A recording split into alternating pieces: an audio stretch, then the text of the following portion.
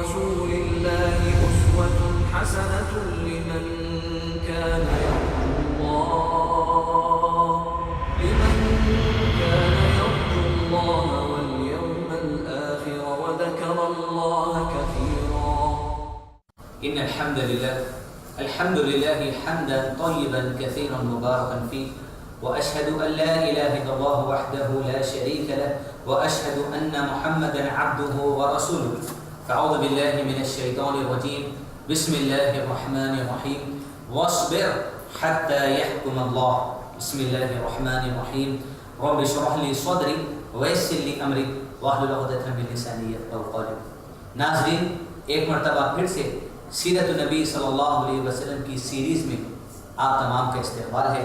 السلام علیکم ورحمۃ اللہ وبرکاتہ.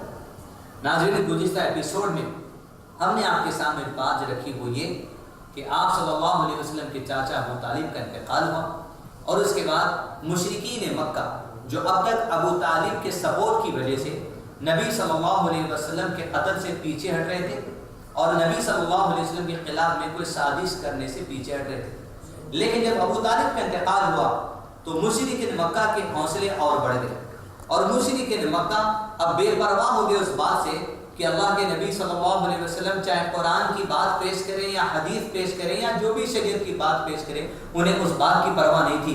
انہیں اگر پرواہ تھی تو اپنے باپ دادا کے مذہب کی پرواہ تھی، انہیں اگر پرواہ تھی تو اپنے جاہل رسم و رواج کی پرواہ تھی، انہیں اگر پرواہ تھی تو اپنے باطل معبودوں کی پرواہ تھی، انہیں اگر پرواہ تھی تو اپنے جاہل کلچر کی پرواہ تھی. اس کلچر کو بچانے کے لیے، اس باطل مذہب کو بچانے کے لیے وہ اللہ کے نبی صلی اللہ علیہ وسلم کو قتل کرنے تک کے لیے تیار ہو چکے تھے. لیکن اللہ عز و جل کے فیصلے، اللہ عز و جل کا دین جو اللہ سبحانہ وتعالیٰ دنیا میں غالب کرنے والا ہے، وہ کسی کی کوئی سازش سے رکنے والا نہیں ہے. اور اللہ عز و جل نے آج اپنے دین کو دنیا میں غالب کر دیا. رسول اللہ صلی اللہ علیہ وسلم جس مقصد کے لیے دنیا میں بھیجے گئے تھے، وہ مقصد میں اللہ کے نبی صلی اللہ علیہ وسلم ذری سی کمی کے بغیر بھی نبی صلی اللہ علیہ وسلم نے رسالت کا سارا کام بڑی عمدگی سے اعلیٰ پیمانے پر نبی صلی اللہ علیہ وسلم نے انجام دیا. کیسے وہ حالات ہیں ناظرین، آئیے آگے بڑھیں. ابو طالب کے انتقال کے بعد نبی صلی اللہ علیہ وسلم کا جو ایک سپورٹ دنیا میں تھا، بے شک سپورٹ تو اصل اللہ عز و جل کی ہے، لیکن اس دور کے کلچر کے حساب سے جو امان دینے کی بات تھی، جو سپورٹ دینے کی بات تھی، وہ ابو طالب نے پوچھا، اے اللہ کے نبی صلی اللہ علیہ وسلم، ابو طالب آپ کے اتنے کام آیا، آپ اس کے کیا کام آ سکے؟ نبی صلی اللہ علیہ وسلم نے کہا، ابو طالب نے جو میرا سپورٹ کیا، رسالت کے کام میں جو میرا سپورٹ کیا، اللہ عز و جل اس کام کی وجہ سے اسے یہ معاملہ کرنے والے ہیں کہ قیامت کے دن اسے آگ کی جوتیاں پہنائی جائے گی جس سے اس کا دماغ کھول اٹھے گا. یہ جہنم کے عزیزان ملت سب سے کمتر سزا ہے. یہ وہ سزا نہیں ہے جو ابو طالب کو سب سے زیادہ دی جا رہی. جہنم میں سب سے کمتر سزا جو دی جائے گی مشرکین میں سے وہ ابو طالب کو دی جائے گی. لیکن عزیزان ملت یہ چیز اسے اللہ کے نبی صلی اللہ علیہ وسلم کا ساتھ دینا اسے جہنم سے باہر ہرگز نہیں نکالے گا. اس لیے کہ جہنم سے باہر نکلنے کے لیے انسان کو جو بیسک ضرورت پڑتی ہے وہ توحید پڑتی ہے. جب آدمی توحید پر جیے گا، توحید پر مرے گا، اللہ عز و جل کے علاوہ کسی اور کی عبادت نہیں کرے گا، یا اللہ عز و جل کے ساتھ ساتھ کسی اور کی عبادت نہیں کرے گا، شرک پر نہیں مرے گا، تب ایسا شخص چاہے جتنے گناہ وہ لے کر چلے جائیں، شرک کو چھوڑ کر اللہ سبحانہ وتعالی قرآن مجید میں ارشاد فرماتے ہیں کہ اللہ سبحانہ وتعالی اپنے بندوں میں سے جس کے چاہتا ہے، جتنے گناہ چاہتا ہے معاف کر دیتا ہے. لیکن اللہ سبحانہ وتعالی نے ایک رول لوگوں کے سامنے واضح کر دیا ہے کہ اللہ سبحانہ وتعالی تمہارے شرک کو معاف کرنے والا نہیں ہے. عزیزان ملت یہ مطالبہ اللہ سبحانہ وتعالی ہم سے کرتا ہے کہ اس کے علاوہ کسی اور کی عبادت نہ کی جائے اور نہ اس کے ساتھ ساتھ کسی اور کی عبادت کی جائے. مشرکین مکہ کا مزاج یہ تھا، وہ اللہ تعالیٰ پر ایمان رکھتے تھے لیکن اس کے ساتھ ساتھ باطل معبودوں کی بھی پوجا کرتے تھے. اس کو بھی شرک کہا جاتا ہے. یا کوئی اگر ایسا شخص دنیا کے اندر ہے جو اللہ تعالیٰ کو مانتا ہی نہیں، صرف کسی بت بتوں کو مانتا ہے تو ایسے آدمی نے بھی شرک کا ارتکاب کیا. ایسے دونوں آدمی اگر اسی حالت میں موت کر گئے تو سمجھو یہ دونوں کفر کی موت پر مر گئے. عزیزان ملت، نبی صلی اللہ علیہ وسلم کے چاچا کا انتقال ہوا، کفر پہ ان کی موت ہوئی. نبی صلی اللہ علیہ وسلم کا سپورٹ کرنے کی وجہ سے جہنم میں سب سے کمتر عذاب مشرکوں میں سے ان کو دیا جائے گا. لیکن یہ بات سپورٹ کرنا دنیا میں نبی صلی اللہ علیہ وسلم کا یہ بات کی انہیں وجہ نہیں بن سکی کہ جہنم سے نکال دیا جائے گا. ہرگز کفار کو جہنم سے نہیں نکالا جائے گا. لہذا ناظرین، بنیادی ضرورت یہ ہے توحید کو مضبوط کریں، عقائد کو مضبوط کریں، ہمارے بلیفز کو اسلام کے مطابق کریں، ہماری اولاد کو صحیح تربیت دیں، ہمارے عقائد صحیح ہو جائے، ہمارے اسلامک بلیف صحیح ہو جائے، تاکہ کسی بھی ذریعے سے ہمارے اندر شرک زندگی کے کوئی بھی معاملات سے ہماری زندگی میں داخل نہ ہونے پائے. اس بات کی بھرپور کوشش کرتے ہیں. ناظرین آگے بڑھیے. نبی صلی اللہ علیہ وسلم کے چاچا کے انتقال کے بعد جو دنیا میں پولیٹیکل لیول پر ایک سپورٹ اللہ کے نبی صلی اللہ علیہ وسلم کا تھا، ایک دن گزرا، 2 دن گزرے، یہ تیسرا دن گزرنا تھا. سیرت نگاروں نے سیرت کی کتابوں میں نبی صلی اللہ علیہ وسلم کے زندگی کے اس معاملے کو پیش کیا. گھر کے باہر کے سپورٹ کے انتقال کے بعد گھر کے اندر اللہ کے نبی صلی اللہ علیہ وسلم کے جو سپورٹ تھا، ہماری ماں اما خدیجہ رضی اللہ عنہا، یہ وہ ہے خاتون، یہ وہ صحابیہ ہیں، ہماری امت کی ماں ہیں. عزیزان ملت، اسلام قبول کرنے کے لیے سب سے پہلے اللہ عز و جل نے ماں خدیجہ رضی اللہ عنہا کو چنا تھا. ابو بکر صدیق نے سب سے پہلے اسلام قبول نہیں کیا، عمر بن خطاب نے سب سے پہلے اسلام کو قبول نہیں کیا. لیکن اللہ عز و جل نے جو اسلام قبول کرنے کی ہدایت سب سے پہلے اگر کسی کو دی، اس خاتون کو دی، ماں خدیجہ رضی اللہ عنہا کو اس بات کی ہدایت دی گئی. ٹھیک 3 دن بعد رسول اللہ صلی اللہ علیہ وسلم کو اس بات کی اطلاع ملی. گھر میں جو سپورٹ اللہ کے نبی صلی اللہ علیہ وسلم کا تھا، اس سپورٹ ماں خدیجہ رضی اللہ عنہا کا انتقال ہو گیا. ناظرین، سیرت نگاروں نے اس ویک کو، اس منتھ کو، اس ایئر کو، یعنی ایک ہی ہفتے میں، اسی مہینے میں، اسی سال میں 2 قریب ترین رشتہ داروں کا اللہ کے نبی صلی اللہ علیہ وسلم کے انتقال ہوا. بعض سیرت نگاروں نے اس سال کو غم کا سال کہا. ایسے 2 زبردست جھٹکے اللہ کے نبی صلی اللہ علیہ وسلم کو لگے، لیکن اس کے باوجود اللہ کے نبی صلی اللہ علیہ وسلم مضبوط قائم تھے اس مشن پر، جس مشن کو لے کر اللہ عز و جل نے اللہ کے نبی صلی اللہ علیہ وسلم کو دنیا میں روانہ کیا تھا. ماں خدیجہ رضی اللہ عنہا یہ کون ہے ناظرین؟ اللہ کے نبی صلی اللہ علیہ وسلم کے بعد جبریل علیہ السلام ایک وقت آئے، بخاری شریف کی حدیث ہے، اور اللہ کے نبی صلی اللہ علیہ وسلم سے اطلاع دی، اے اللہ کے نبی صلی اللہ علیہ وسلم، آپ کی بیوی امت کی ماں خدیجہ رضی اللہ عنہا آپ کے پاس ایک برتن لے کر آ رہی ہے. اس برتن میں کھانے کا کچھ سامان ہے، وہ آپ کے سامنے پیش کرے گی. جبریل علیہ السلام وہی غیر مطلوب سے اطلاع دیتے. وہ جب وہ آپ کے سامنے وہ برتن لے کر آئے گی، اس کھانے کی پیش کردہ چیز کو قبول کرنا اور اما خدیجہ سے کہنا. بخاری شریف کی حدیث ہے، اما خدیجہ رضی اللہ عنہا کے مرتبے کو جانے عزیزان ملت یہ کون تھی؟ اللہ عز و جل نے جبریل علیہ السلام کے ذریعے اطلاع دی. جب وہ تحفہ پیش کریں، اس برتن کو تسلیم کرنا، کھانے کی چیز کو ایکسپٹ کرنا اور خدیجہ سے کہنا. توجہ سے سنیں ناظرین، نبی صلی اللہ علیہ وسلم کہتے ہیں جبریل علیہ السلام کہ خدیجہ سے کہنا رضی اللہ عنہا کہ خدیجہ اللہ عز و جل نے تجھے سلام عرض کیا ہے. اللہ اکبر. ناظرین تصور کر کے دیکھیے آپ ماں خدیجہ رضی اللہ عنہا کا اسٹیٹس کہ اللہ سبحانہ و تعالیٰ جس کی زندگی میں سلام بھیجاتا ہے جبریل علیہ السلام کے ذریعے، وہ ماں خدیجہ رضی اللہ عنہا ہے.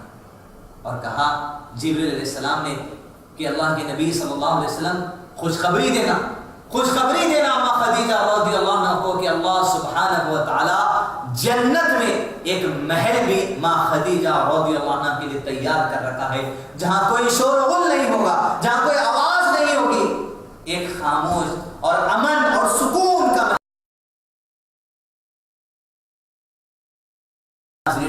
دنیا میں جس کو جنت کی بشارت دی، دنیا میں جس کو اللہ عز و جل نے سلام عرض کیا، یہ کہ معمولی لیول کے لوگ نہیں ہوتے.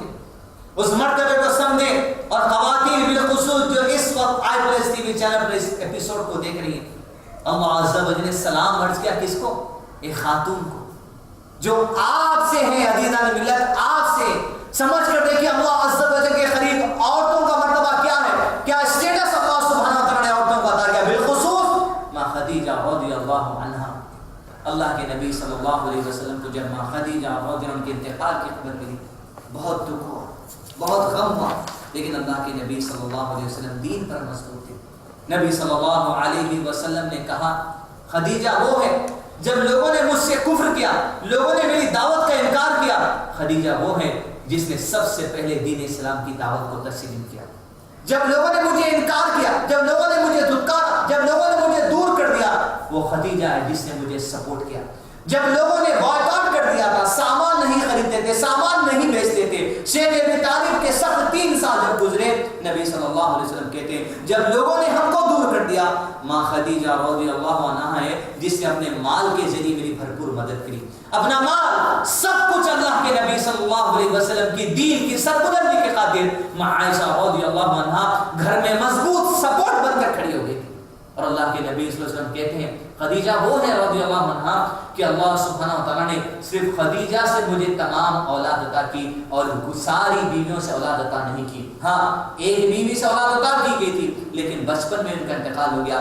جتنی اولاد بڑی ہوئی اللہ کے نبی صلی اللہ علیہ وسلم کی، جتنے بچے بڑے ہوئے اللہ کے نبی صلی اللہ علیہ وسلم کے، وہ تمام کے تمام ماں خدیجہ رضی اللہ عنہا سے۔ ناظرین بہت بڑا مرتبہ ماں خدیجہ رضی اللہ عنہا کا ہے۔ ایسے سچویشن میں اللہ کے نبی صلی اللہ علیہ وسلم کو سپورٹ کیا جس ماحول میں نبی صلی اللہ علیہ وسلم کی مخالفت میں لوگ آ کھڑے تھے، ایسی سچویشن جہاں تلواریں اللہ کے نبی صلی اللہ علیہ وسلم کی نکل چکی تھی، ایسی سچویشن جہاں ابو طالب ہمت ہار رہے تھے، ایسی سچویشن میں ماں خدیجہ رضی اللہ عنہا زبردست سپورٹ بن کر اللہ کے نبی صلی اللہ علیہ وسلم کے لیے کھڑی ہوگی۔ ناظرین خاص طور پر ہم ان ناظرین سے جو اس وقت خواتین اس IPLS ٹی وی چینل پر اس ایپیسوڈ کو دیکھ رہے ہیں، آپ کے لیے ایک نصیحت کی بات یہاں پیش کرتے ہیں۔ آپ کے ہسبینڈ کے لیے سپورٹ بن جائیے، آپ کی اولاد کے لیے سپورٹ بن جائیے۔ یاد رکھیے جب تک آپ گھر کا ماحول خوش مزاج بنا کر رکھیں گے، جب تک آپ اپنے گھر میں اچھا ماحول بنا کر رکھیں گے، آپ کے ہسبینڈ ٹینشن فری رہنے والا ہے۔ آپ کا شوہر باہر کے کام بھی عمدگی سے کر سکتا ہے، آپ کا شوہر گھر کے کام بھی عمدگی سے کر سکتا ہے۔ اپنی زندگی کی چھوٹی موٹی باتوں کی وجہ سے اپنے شوہر سے جھگڑا مت کرے، اپنی چھوٹی موٹی خواہشات کو تکمیل کرنے کے لیے اپنی گھریلو زندگی کو خراب مت کرے، اپنی چھوٹے موٹے باتوں کو لے کر، چھوٹے سے جھگڑوں کو لے کر اپنی زندگی کو طلاق کے دروازے تک مت لے کر جائیں۔ آج دنیا آپ کے اس عمل کا مذاق اڑاتی ہے، یہ کیسا ٹرپل طلاق کا معاملہ ہے جو آج مسلمان عمل کر رہے ہیں، جبکہ اسلام میں تو کچھ اور طریقہ ہے۔ آج کا یہ دن آ چکا ہے دین اسلام کے ماننے والوں کا کہ کفار کی جماعت آج تم سے کہتی ہے یہ تم کون سے ٹرپل طلاق پہ عمل کرنے والے ہو۔ ناظرین زندگی کو مذاق مت بنائیے، اپنی زندگی کو خوشنما بنائیے، اس میں عورتوں کا بھی ساتھ ہونا ضروری ہے، اس میں مردوں کا بھی ساتھ ہونا ضروری ہے۔ بیوی اور شوہر دونوں کا مضبوط رشتہ اللہ عز و جل کے لیے قائم ہو تو ضرور ہماری زندگی میں خوشحالی رہے گی۔ باقی اب باتیں انشاءاللہ مختصر سے بریک کے بعد آپ کے سامنے پیش کرنے کی کوشش کریں گے۔ السلام علیکم ورحمۃ اللہ وبرکاتہ۔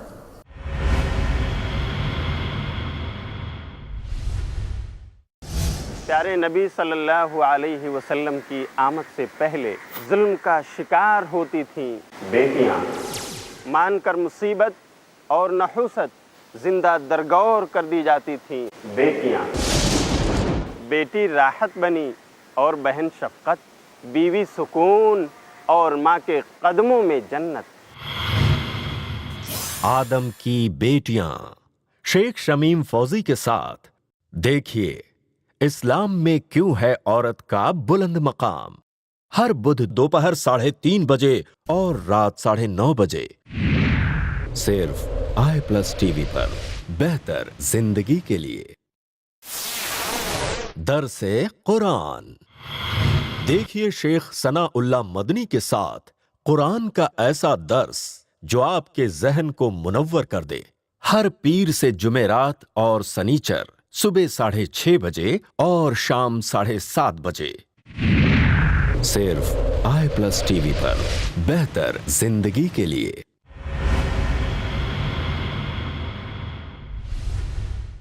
الحمدللہ رب العالمین۔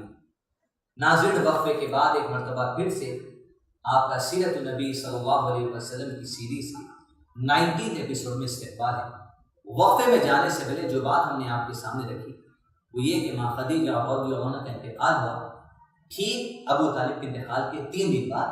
یا سیرت نگاروں میں اس تاریخ میں کچھ اختلاف ہے، لیکن سال وہی تھا جو سیرت نگاروں نے جس سال کو غم کا سال کہا ہے۔ زندگی کی ایک نئی آغاز کی طرف اللہ کے نبی صلی اللہ علیہ وسلم بڑھتے ہیں، اور آپ صلی اللہ علیہ وسلم نے ماں خدیجہ کے انتقال تک دوسری شادی نہیں کی تھی۔ ماں خدیجہ رضی اللہ عنہ کے انتقال کے بعد آپ صلی اللہ علیہ وسلم نے اپنی دوسری شادی کی ایک خاتون سے، جس کا نام تھا سودا رضی اللہ عنہ۔ یہ خاتون کے بارے میں سیرت نگاروں نے لکھا کہ یہ بھی اللہ کے نبی صلی اللہ علیہ وسلم سے عمر میں زیادہ تھی۔ سودا رضی اللہ عنہ جس وقت مکے میں اسلام کی دعوت شروع میں دی جاتی تھی، اسی وقت حضرت سودا رضی اللہ عنہ اور ان کے شوہر نے اسلام کو قبول کر لیا تھا، لیکن کچھ سالوں کے بعد سودا رضی اللہ عنہ کے شوہر کا انتقال ہوا تو وہ بیوہ کی طرح زندگی گزار رہی تھی۔ لیکن زندگی کے جب دن بیتتے چلے جاتے، مشرکین مکہ کی سختیاں مکے میں بڑھتی چلی جا رہی تھی، اور مشرکین مکہ کا ٹارگٹ ایسے لوگ تھے جو اسلام قبول کر چکے تھے، جو کمزور تھے فائنینشیل لیول پر یا کسی بھی لیول پر، ایسے کمزور لوگوں کو مشرکین مکہ ٹارگٹ کرتے تھے اسلام سے پھیرنے کے لیے۔ نبی صلی اللہ علیہ وسلم نے ایک ایسی خاتون کو سپورٹ دیا جس کو معاشرہ چاہتا تھا کہ وہ اسلام سے پھر جائے۔ فائنینشیل سپورٹ اور ایک گھر کے رشتہ داروں کا جو سپورٹ ہوتا ہے، ایک شوہر کا جو سپورٹ ہوتا ہے، اور کمزور طبقے کے لوگوں کو ایک قوت دینا، یہ اللہ کے نبی صلی اللہ علیہ وسلم کی سنت میں سے۔ نبی صلی اللہ علیہ وسلم نے نکاح کا پیغام بھیجا ماں سودا رضی اللہ عنہا کے پاس، اور آپ صلی اللہ علیہ وسلم نے ماں خدیجہ کے انتقال کے بعد اپنی دوسری شادی کی سودا رضی اللہ عنہا سے۔ یہ 10 نبوت کی بات ہے۔ ناظرین، نبی صلی اللہ علیہ وسلم کی مکی دور کے 10 سال اختتام کو پہنچنے والے ہیں۔ 10 سال سے نبوت کا کام بڑی ہی سرگرمی سے مکے کی وادی میں پہنچ رہا ہے۔ گھر گھر ابھی اس بات کا چرچا ہو چکا ہے کہ وہ محمد صلی اللہ علیہ وسلم جو بیٹے ہیں عبداللہ کے، انہوں نے رسول ہونے کا دعویٰ کیا تھا، اور 10 سال میں آج معاملہ یہ ہو چکا ہے، مکے کا کوئی بچہ ایسا نہیں تھا جو نہیں جانتا تھا اسلام کی دعوت کے بارے میں، جو نہیں جانتا تھا صحابہ کی دعوت کے بارے میں، جو نہیں جانتا تھا مسلمانوں کے بارے میں، جو نہیں جانتا تھا قرآن کے بارے میں۔ بچہ بچہ اللہ کے نبی صلی اللہ علیہ وسلم کی دعوت کے بارے میں جانتا تھا۔ ناظرین، سودا رضی اللہ عنہ سے شادی کے بعد نبی صلی اللہ علیہ وسلم کے جب سے ابو طالب کا انتقال ہوا، مکے میں حالات سخت ہو چکے تھے، مسلمان اور پریشان ہوتے نظر آ رہے تھے۔ اسی عصرے میں نبی صلی اللہ علیہ وسلم کو اس بات کا ڈر ہوا کہیں مشرکین مکہ کوئی موقع نکال کر آپ صلی اللہ علیہ وسلم پر حملہ نہ کر دے اور قتل نہ کر دے۔ لیکن اللہ کے نبی صلی اللہ علیہ وسلم اپنی جان کی حفاظت کے ساتھ ساتھ بہت بڑا مقصد اپنے ساتھ جو لے کر پھرتے تھے، وہ دین اسلام کی بات لوگوں تک پہنچانا تھا۔ آپ صلی اللہ علیہ وسلم نے ایک بہت ہی عمدہ اسٹریٹجی چلی، اور آپ صلی اللہ علیہ وسلم نے یہ پلان کیا، اپنے ساتھی زید رضی اللہ عنہ کو بلا اور کہا کہ زید، مکے میں حالات سخت ہیں، دعوت کا کام مشکل ہوتا چلا جا رہا ہے، مسلمانوں کے لیے حالات تنگ کیے جا رہے ہیں۔ ایسے سچویشن کو دیکھتے ہوئے نبی صلی اللہ علیہ وسلم نے کہا قتل سے بھی بچنا ہے اور دعوت کا کام بھی جاری رکھنا ہے۔ مکے کے پڑوس میں ایک شہر تھا جس شہر کو طائف کہا جاتا ہے۔ نبی صلی اللہ علیہ وسلم نے پلان کیا کہ کیوں نہ دعوت کی کام کا آغاز طائف کے شہر میں کیا جائے۔ مکے کے لوگ ابو طالب کے انتقال کے بعد آپ صلی اللہ علیہ وسلم کے دشمن بن چکے تھے، تو نبی صلی اللہ علیہ وسلم نے پلان کیا کہ کیوں نہ ہو سکے کہ طائف میں اللہ سبحانہ و تعالیٰ کو سپورٹ دلا دے، جس کی وجہ سے ہم طائف میں ہمارا نیا جو سو اسٹیٹ بنا سکے، ہمارا نیا گھر بنا سکے، وہاں اسلام پر عمل کر سکیں، وہاں مسلمان جو اسلام قبول کر چکے ہیں ان کو بلا سکیں، اس کے ساتھ ساتھ وہاں بیٹھ کر دین اسلام کی تبلیغ ہم دنیا بھر میں کر سکیں۔ اسی پلاننگ کے ساتھ اللہ کے نبی صلی اللہ علیہ وسلم طائف جانے کا ارادہ کیے، اور ادھر وہ مسلمان جو کمزور تھے، جن کو مارا جاتا تھا، جن پر ظلم و ستم کیا جاتا تھا، ان کے اسلام کو محفوظ رکھنے کے لیے نبی صلی اللہ علیہ وسلم نے بعض صحابہ کو آرڈر دیا کہ مکے کے پڑوس میں اور ایک علاقہ تھا جس علاقے کو حبشہ کہا جاتا ہے، نبی صلی اللہ علیہ وسلم نے بعض صحابہ کو وہاں ہجرت کے لیے بھیج دیا، کہا کہ وہاں شفٹ ہو جاؤ، وہاں مائگریٹ کر جاؤ۔ جب مکے کے حالات امن کے ہوں گے، ایسے حالات ہوں گے جب مکے میں بیٹھ کر تم اطمینان سے دین پر عمل کر سکتے ہوگے یا اطمینان سے لوگوں کو دعوت دے سکتے ہوگے دین کی، اس سچویشن میں ہم تمہیں دوبارہ حبشہ سے مکہ بلا لیں گے۔ تو کچھ صحابہ کو حبشہ بھیج دیا گیا حالات کے درست ہونے تک، اور اللہ کے نبی صلی اللہ علیہ وسلم کی قتل کی سازشیں جو تیز ہو چکی تھی، ان قتل کی سازشوں سے بچ کر اسلام کی دعوت کا کام نہ روکنے کے لیے آپ صلی اللہ علیہ وسلم نے پلان کیا کہ طائف چلیں، اور آپ صلی اللہ علیہ وسلم اپنے ساتھی زید رضی اللہ عنہ کو لے کر طائف کا سفر کیے۔ لیکن ایسی عمدہ پلاننگ اللہ کے نبی صلی اللہ علیہ وسلم نے اس موقع پر کی کہ طائف کا جو علاقہ تھا وہ نوکیلے پتھر والا علاقہ تھا کہ جہاں پر آدمی پیدل جانا بہت مشکل تھا، لیکن مشرکین مکہ کی نظروں سے بچنے کے لیے مشرکین مکہ کو اللہ کے نبی صلی اللہ علیہ وسلم ایک ایسے معاملے میں رکھنا چاہتے تھے جہاں کوئی اندازہ نہ ہو سکے کہ اب ہم ایک نئے اسٹیٹ کی تلاش میں، ایک نئی جگہ کی تلاش میں طائف جا چکے ہیں۔ لہٰذا اللہ کے نبی صلی اللہ علیہ وسلم نے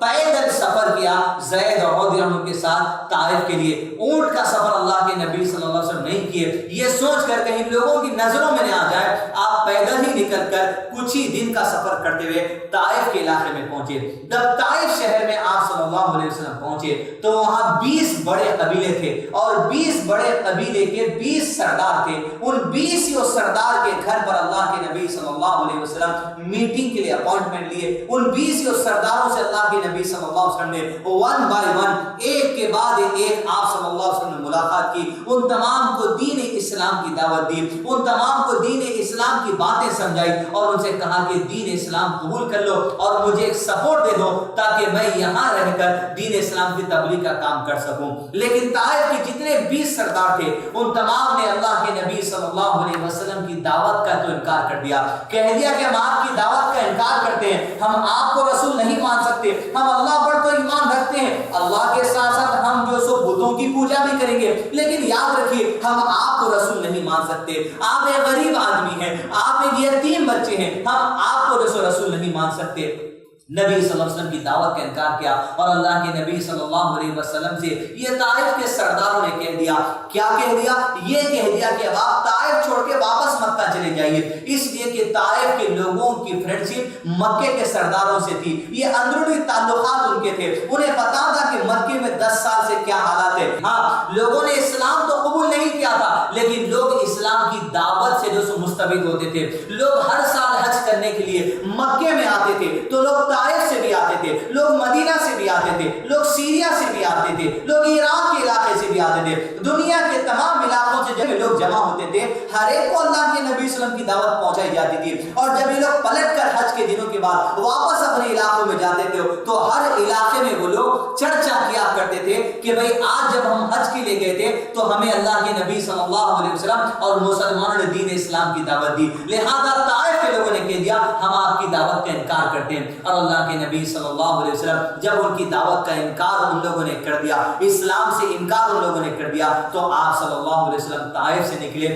زید رضی اللہ عنہ کے ساتھ اور نکل کر مکہ جانے کا پلان کیے۔ جب وہاں سے نکلے تو ہوا یہ کہ طائف میں جتنے سردار تھے وہ سردار چاہتے تھے کہ اللہ کے نبی صلی اللہ علیہ وسلم کے ساتھ کچھ ایسا معاملہ کیا جائے کہ دوبارہ پھر کبھی زندگی میں وہ طائف کی طرف نظر اٹھا کر نہ دیکھیں۔ ایسی گندی سازش اور ایسی گندی پلاننگ ان لوگوں نے کی، اور اپنے نوجوان لڑکوں میں سے چند نوجوان لڑکوں کو کہہ دیا یہ شخص جو اب باہر نکل رہے ہیں طائف سے، اب ان کو ستاتے ہوئے باہر نکالو، ان سے بری باتیں کرتے ہوئے باہر نکالو، ان کو گالی دیتے ہوئے باہر نکالو تاکہ پھر کبھی وہ طائف کی طرف رخ نہ کر سکے۔ جب اللہ کے نبی صلی اللہ علیہ وسلم دعوت اسلام دینے کے بعد دعوت اسلام جب انکار کر دی گئی، نبی صلی اللہ علیہ وسلم کے ذہن میں ایک تو 3 سال شیب ابی طالب کا بائیکاٹ ہے، اس کے بعد ابو طالب کا انتقال ہے، اس کے بعد ماں خدیجہ رضی کا انتقال ہے، اس کے بعد مکے میں قتل کی سازش ہے، یہ ساری باتوں کا غم اللہ کے نبی صلی اللہ علیہ وسلم پر چھایا ہوا ہے۔ اس کے باوجود اللہ کے نبی صلی اللہ علیہ وسلم ایک ہمت کے ساتھ، ایک قوت کے ساتھ اللہ عز و جل کی ذات پر توکل رکھتے ہوئے اس دین اسلام کی سربلندی کے مشن کو دے کر جو بھیجے گئے تھے، اس مشن کو تکمیل کرنے کے لیے نبی صلی اللہ علیہ وسلم طائف پہنچے. جب طائف سے نکالے گئے تو نوجوان لڑکوں نے اللہ کے نبی صلی اللہ علیہ وسلم کو گھیر لیا. بعض نے گالی دینا شروع کر دی, بعض نے بری باتیں کہنا شروع کر دی. وہ نوجوان اللہ کے نبی صلی اللہ علیہ وسلم کو تکلیف دہ باتیں کرتے اور طائف سے نکالتے چلے جاتے, یہاں تک کہ وہ نوجوان لڑکوں کے گروپ سے ایک لڑکے نے اپنی زندگی کی سب سے بری حرکت کر دی. اس نے زمین سے پتھر اٹھایا اور پتھر اٹھا کر اس زمین کی سب سے اعلیٰ ترین شخصیت محمد رسول اللہ صلی اللہ علیہ وسلم کی ذات پر پتھر پھینک کر مارا. جو ہی پتھر اس کے ہاتھ سے نکلا, اللہ کے نبی صلی اللہ علیہ وسلم کی ایڑی پر آ کر جو پتھر لگا, وہ پتھر کی ضرب سے پیارے نبی صلی اللہ علیہ وسلم کی ایڑی پھٹی اور پھٹتے ہی خون اللہ کے نبی صلی اللہ علیہ وسلم کی ایڑی سے نکلا اور وہ خون جا کر آپ صلی اللہ علیہ وسلم کے جوتے میں جمع ہونا شروع ہو گیا. یہاں تک کہ جب اس نوجوان کو, وہ نوجوان جس نے پتھر مارا, دیگر نوجوانوں نے اس کو دیکھا اسی جیسی حرکت کرنے کے لیے, اب سارے نوجوانوں نے زمین سے پتھر اٹھایا اور پیارے نبی صلی اللہ علیہ وسلم کی سر کی طرف پھیرنے لگے.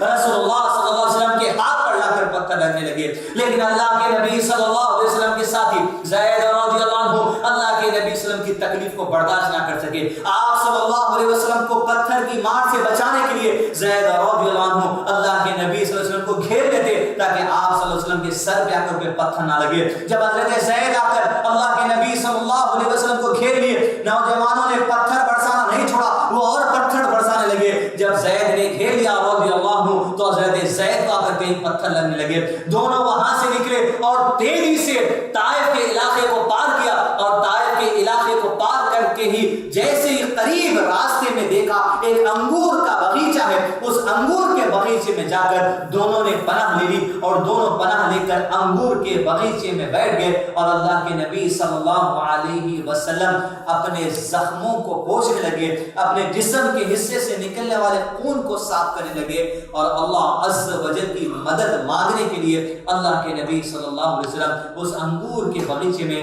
زید رضی اللہ عنہ کے ساتھ بیٹھ گئے. ناظرین, کیا دور ہے, کیا جانتے ہیں اسلام کے بارے میں, کیا جانتے ہیں اللہ کے نبی صلی اللہ علیہ وسلم کے بارے میں کہ مجھ تک اور آپ تک اسلام کی بات پہنچانے کے لیے عزیزان ملت پیارے نبی صلی اللہ علیہ وسلم نے پتھر کھائے.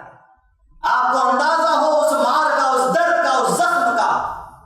جب کسی انسان کے جسم کو مار لگتی ہم کو اندازہ نہیں, کیونکہ ہم نے اسلام کو نہ سیکھا ہے, نہ سکھانے کی کوشش کی, اور نہ سکھانے جب گئے تو کوئی پتھر ہم پر برسا ہے.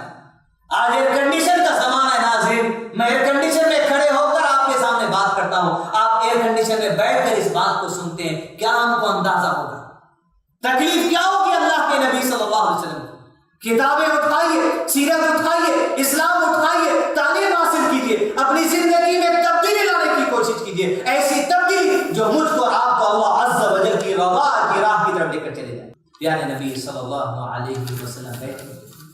اب اللہ عز و جل کے سامنے اللہ کے نبی صلی اللہ علیہ وسلم اپنے اس غم کو لے کر فریاد اور دعاؤں کا آغاز کرنے والے ہیں. کیا وہ دعا ہے, کیا اس دعاؤں سے مجھ کو اور آپ کو نصیحت ملتی, اور کیسے اللہ کے نبی صلی اللہ علیہ وسلم اپنی زندگی کے ایک نئے آغاز کی طرف آگے بڑھے. یہ حالات انشاءاللہ آنے والے ایپیسوڈز میں آپ کے سامنے بیان کریں گے. السلام علیکم ورحمۃ اللہ وبرکاتہ. لقد كان لكم فيهم أسوة حسنة